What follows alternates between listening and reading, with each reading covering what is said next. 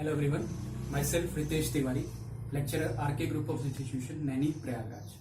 Paramedical courses, x-ray technician courses और GNM first year courses के students के लिए उनके सब्जेक्ट एनाटॉमी और फिजियोलॉजी की जो हमारी ऑनलाइन क्लासेस चल रही है उसको कंटिन्यू करते हुए अपना टॉपिक एंडोक्राइन सिस्टम आगे बढ़ाते हैं और आज इसके 15th पार्ट में हम लोग बात करेंगे एड्रेनल मेडुला के बारे में। इससे पहले जो लेक्चर्स चल रहे थे उसमें हमने बात की थी एड्रेनल कॉर्टेक्स के बारे में, जो हमारे एड्रेनल ग्लैंड का बाहर वाला पार्ट था। आज हम लोग बात करेंगे एड्रेनल ग्लैंड का जो अंदर वाला पार्ट है एड्रेनल मेडुला, कि वहां से कौन कौन से मेन हार्मोन्स सिक्रीट होते हैं और उनका हमारी बॉडी में क्या क्या फंक्शन है, इसको समझने की कोशिश करेंगे। तो एक एक पॉइंट वाइज देखते हैं कि क्या है इसके अंदर। पहला point, hormones of the adrenal medulla are derived from catechol and amino acid, so these hormones are called कैटिकॉलअमीन्स।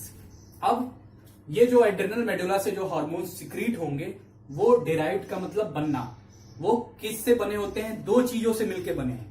पहला है कैटिकॉल और दूसरा है अमीनो एसिड। इन दोनों के मिलने से ये हार्मोन्स बनते हैं, इसीलिए इन हार्मोन्स को कैटिकॉलअमीन्स के नाम से जाना जाता है। कैटिकॉल और अमीनो एसिड क्या है?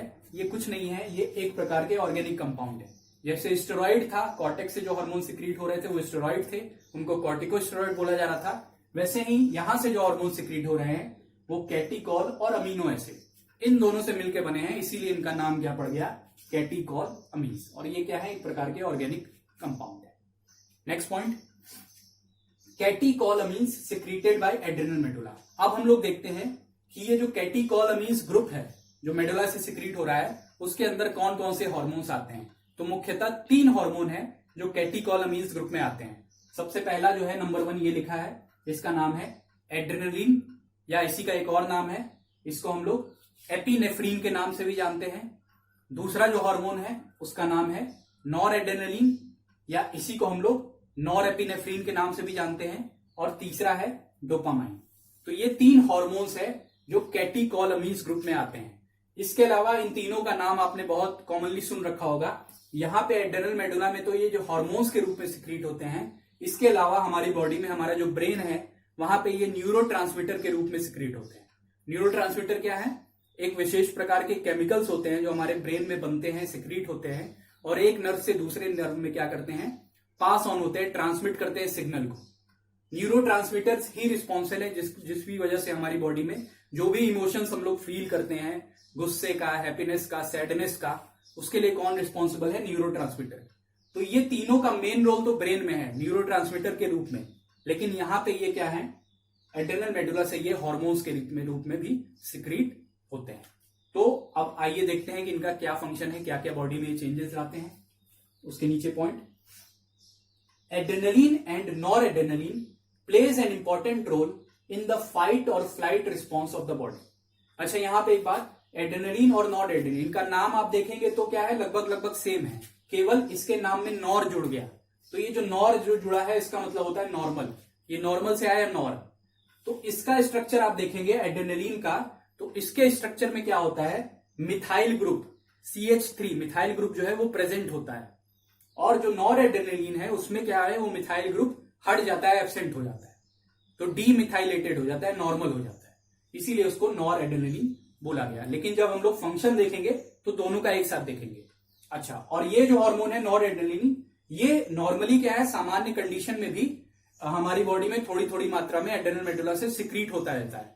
लेकिन ये जो है एड्रेनलिन या एपिनेफ्रीन, ये कब सिक्रीट होता है? ये ज्यादातर जब स्ट्रेस की कंडीशन या इमरजेंसी की कंडीशन है बॉडी में, तभी इसका सिक्रीशन ज्यादा होता है।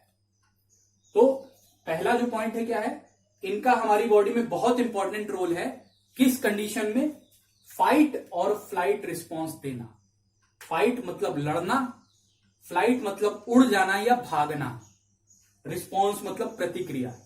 तो जब कभी भी कोई ऐसी इमरजेंसी सिचुएशन आती है जिस कंडीशन में हमारी बॉडी के पास 2 ऑप्शन है, क्या? या तो उस कंडीशन में हमें फाइट करना है, वहां पे लड़ना है किसी से, या वहां से अगर हम लड़ नहीं पाएंगे तो वहां से फ्लाइट करके, दुम दबा करके वहां से हमें भागना है।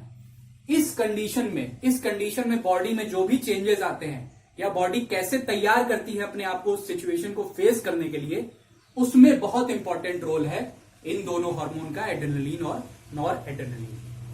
Next point, the physiological changes that occurs during the fight or flight response are activated, which gives the body increased strength and speed in anticipation of fighting or running। अब इस पूरे पॉइंट का मतलब समझिए कि जब कभी भी कोई ऐसी सिचुएशन है जिसमें हमें फाइट करना है, फ्लाइट करना है, तो हमारी बॉडी के अंदर कुछ फिजियोलॉजिकल चेंजेस आएंगे। हमारी बॉडी की जो फिजियोलॉजी, जो नॉर्मल फंक्शनिंग चल रही है बॉडी की, वो थोड़ी बहुत परिवर्तित होगी ताकि उस सिचुएशन में हम लोग फेस कर सकें। तो ये जो चेंजेस आएंगे वो क्या होंगे, वो एक्टिवेट होंगे। किसके द्वारा? इन दोनों हार्मोन्स के द्वारा। ये दोनों हार्मोन्स क्या करेंगे, हमारी बॉडी के अंदर कुछ ऐसे चेंजेस एक्टिवेट करेंगे जिससे कि हम लोग फाइट या फ्लाइट रिस्पॉन्स, वो प्रतिक्रिया दे सके। और विच गिव्स द बॉडी, ताकि हमारे शरीर को क्या मिल सके, इंक्रीज्ड स्ट्रेंथ। हमारे शरीर की जो ताकत, स्ट्रेंथ मतलब जो ताकत, बल है, वो बढ़ सके, और स्पीड, गति बढ़ सके। क्योंकि अगर फाइट करना, अगर हमें लड़ना होगा, तो उसके लिए हमारी बॉडी में क्या चाहिए, हमें बल चाहिए, ताकत चाहिए हमारी मसल्स में, ताकि हम लोग उसमें फाइट कर सकें। और अगर भागना है, फ्लाइट करना है, तो स्पीड होना चाहिए हमारे पैरों की मसल्स में, ताकि जो है हम तेजी के साथ वहां से भाग सके, रन कर सके। तो इस कंडीशन में, इन चेंजेस में बॉडी को एंटीसिपेशन, एंटीसिपेशन का मतलब है पूर्वाभास, किसी भविष्य में होने वाली चीज के लिए अपने आप को पहले से तैयार रखना, एंटीसिपेट करना। तो बॉडी भी क्या है, बॉडी भी एंटीसिपेट करती है कि हमें या तो फाइट करना है या रन करना है। तो उस कंडीशन में होने वाले जो भी चेंजेस हैं, उसके लिए उसको एक्टिवेट करना, तैयार करने का काम जो है इन दोनों हार्मोन्स का है। नेक्स्ट पॉइंट देखते हैं, blood flow to the muscles is increased by diverting flow from other parts of the body. अब फाइट और फ्लाइट, या लड़ना है या भागना है, इस कंडीशन में जो सबसे इंपॉर्टेंट चीज है, जो सबसे इंपॉर्टेंट रोल प्ले करेगा हमारी बॉडी में, वो है हमारी मसल्स। कि लड़ना है, मसल्स में बल चाहिए, भागना है तब भी मसल्स में स्ट्रेंथ चाहिए। तो क्या होगा, क्या चेंज होगा कि ब्लड फ्लो, ब्लड का जो, रक्त का जो प्रवाह है, वो पूरी बॉडी के जो बाकी के हिस्से हैं वहां से डाइवर्ट करके, डाइवर्ट का मतलब परिवर्तन, रूट को चेंज कर देना, तो वहां से डाइवर्ट करके वो किसके पास भेजा जाएगा, मसल्स के पास। क्योंकि मसल्स को ज्यादा ब्लड फ्लो चाहिए, ज्यादा एनर्जी चाहिए, ज्यादा स्ट्रेंथ, ज्यादा स्पीड चाहिए, ताकि उस सिचुएशन को वो फेस कर सके। तो पहला चेंज तो ये होता है, डाइवर्ट हो जाता है दूसरे जगह का, बॉडी के अलग अलग पार्ट में जहां भी ब्लड जा रहा है, वहां से थोड़ा सा हिस्सा जो है सबके यहां से भेज भेज करके मसल्स के पास भेजा जाता है। अगला point, there is increased blood pressure, heart rate, rate of respiration, blood sugars and fats to supply the body with extra energy. अगला चेंज क्या होगा, हमारा जो ब्लड प्रेशर है, वो सामान्य कंडीशन में आपको समझ सकते हैं कि इमरजेंसी कंडीशन में क्या हो जाएगा, ब्लड प्रेशर भी रेज हो जाएगा, इंक्रीज हो जाएगा। हार्ट की रेट, हार्ट की पंपिंग एक्टिविटी, हार्ट की गति भी बढ़ जाती है। रेट ऑफ रेस्पिरेशन, हमारे सांस लेने की जो गति है वो भी क्या हो जाती है, वो भी बढ़ जाती है, हमारी सांसें भी तेज तेज चलने लगती हैं। ब्लड में शुगर और फैट, ग्लूकोज और फैट का लेवल भी क्या हो जाएगा, वो रेज हो जाएगा। क्यों?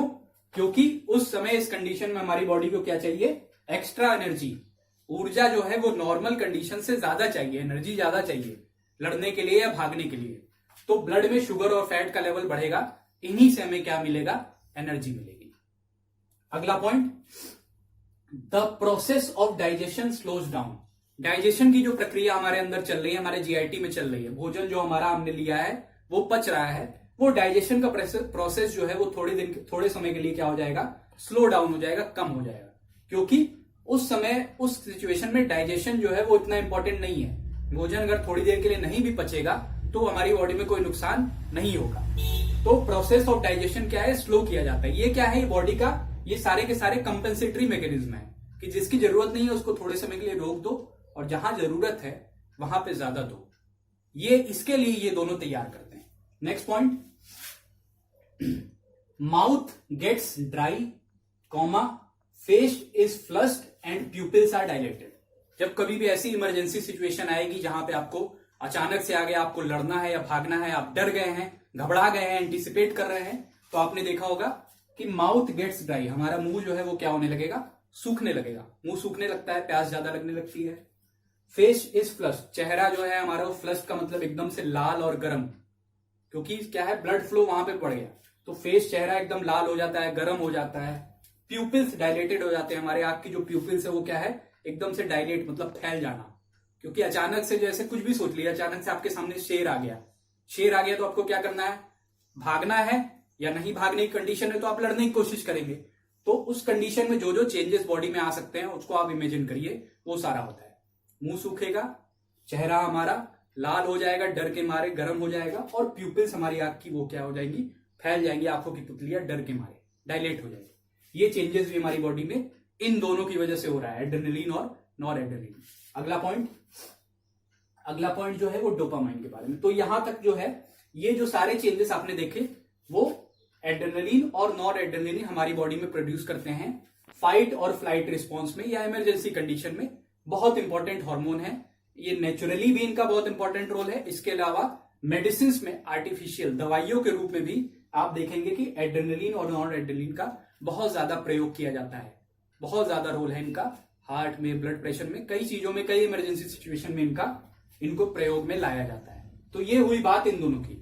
अब आते हैं हम लोग तीसरा जो हार्मोन है जो इनसे अलग है, वो है डोपामाइन। इसका क्या रोल है, तो देखिए नीचे इस पॉइंट में, dopamine mainly acts as neurotransmitter and is secreted in small amount and helps in the functioning of adrenaline and noradrenaline. अब ये पॉइंट है, ये कुछ नहीं है। डोपामाइन को आप इस तरह से समझिए कि इसका मुख्यतः, जैसे मैंने बताया कि ये मुख्यतः एक न्यूरोट्रांसमीटर है जो ब्रेन में सिक्रीट होता है। इसका ज्यादा काम वहां पे न्यूरोट्रांसमीटर के रूप में हमारी बॉडी में है। यहां पे एड्रेनल मेडुला के हार्मोन्स के रूप में इसका कोई बहुत इंपॉर्टेंट रोल नहीं है, या बहुत ज्यादा मात्रा में ये नहीं सिक्रीट होता। यहां पे इसका काम क्या है, बहुत कम क्वांटिटी में सिक्रीट होगा, स्मॉल अमाउंट में, और इन दोनों की फंक्शनिंग, इन दोनों को काम करने में मदद करेगा। यहां पे इसका एड्रेनल मेडुला में यही रोल है। लेकिन इसका मेन जो काम है हमारी बॉडी में वो न्यूरोट्रांसमीटर के रूप में है, केमिकल के रूप में ब्रेन में सिक्रीट होता है। और इसको कॉमनली जो है हम लोग फील गुड केमिकल भी बोलते हैं। फील गुड मतलब ये ऐसा केमिकल, ऐसा न्यूरोट्रांसमीटर है जो हमारे ब्रेन में, जो हमें फील गुड का मतलब सुखद एहसास देना, जिन भी चीजों को करके हमें खुशी मिलती है, अच्छा महसूस होता है, उसके लिए रिस्पॉन्सिबल जो न्यूरोट्रांसमीटर है वो डोपामाइन है। फील गुड, अच्छा एहसास दिलाने वाला हार्मोन या न्यूरोट्रांसमीटर। लास्ट पॉइंट देखते हैं इसमें, dopamine helps motivate you to work towards achieving a reward and pleasure. बहुत इंपॉर्टेंट फंक्शन डोपामाइन का। डोपामाइन हमें क्या करता है, मोटिवेट करता है, प्रेरित करता है, किस चीज के लिए, to work towards achieving a reward and pleasure. मतलब इसको आप ऐसे समझिए कि कोई भी काम आपने किया जिसके लिए आपको क्या हुआ, आपको किसी ने रिवार्ड दिया, कोई इनाम मिला, या आपको प्रशंसा मिली, या आपको प्लेजर, आपको सुखद अनुभूति हुई, तो उस काम को करने से, तो उस काम को जब आप करेंगे तो उस कंडीशन में हमारी बॉडी में डोपामाइन का न्यूरोट्रांसमीटर के रूप में ब्रेन से क्या है, सिक्रीशन बढ़ जाएगा।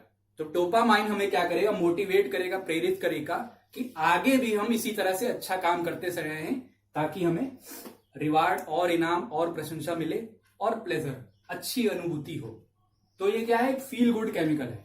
डोपामाइन का सिक्रीशन अगर हमारे न्यूरोट्रांसमीटर के रूप में ब्रेन से ज्यादा होगा तो हमें क्या है, हमेशा हर समय प्लेजर के रूप में रहेंगे, अच्छा महसूस होगा। और अगर इसका सिक्रीशन डाउन होगा तो हम सैडनेस, दुखी जो है वो फील करेंगे। तो ये है इसका रोल ज्यादातर किस रूप में, न्यूरोट्रांसमीटर के रूप में। यहां पे इसका हार्मोन के रूप में इतना कोई इंपॉर्टेंस नहीं है। तो ये हुई बात इन तीनों कैटेकोलमीज के बारे में, क्या इनका इंपॉर्टेंट रोल है, ये सारे पॉइंट में आपको बताया गया। इसको समझने की कोशिश करिएगा, इसको अच्छे से पढ़िएगा, बहुत इंपॉर्टेंट है ये सारे के सारे। तो आज का ये जो टॉपिक था, आज का जो लेक्चर था, इसी के साथ साथ हमने कंप्लीट कर लिया अपना ये एंडोक्राइन सिस्टम। ये जो हमारा टॉपिक ये चल रहा था पिछले 15 क्लास से, आज हमने एंडोक्राइन सिस्टम में सारे जितने भी एंडोक्राइन ग्लैंड थे हमारी बॉडी के, वो पूरे के पूरे जितने भी आपके सिलेबस में हैं उनको कवर कर लिया, उनको पढ़ लिया, और मैक्सिमम चीजें जो भी चीज आपको बताने की थी वो मैंने बता दी। इसके अलावा अगर कोई भी और कुछ पॉइंट है जो आपने पढ़ा है कहीं से और कोई दिक्कत है तो वो आप कमेंट में उसमें पूछ सकते हैं। तो ये टॉपिक हमारा पहला कंप्लीट हुआ। अब इसके बाद जो है हम आगे इसी तरह ये ऑनलाइन क्लासेस कंटिन्यू रहेंगी और आगे चलेंगे अपने अगले टॉपिक पे, अगले सिस्टम पे, जो आपको नेक्स्ट क्लास में बताया जाएगा। Thank you.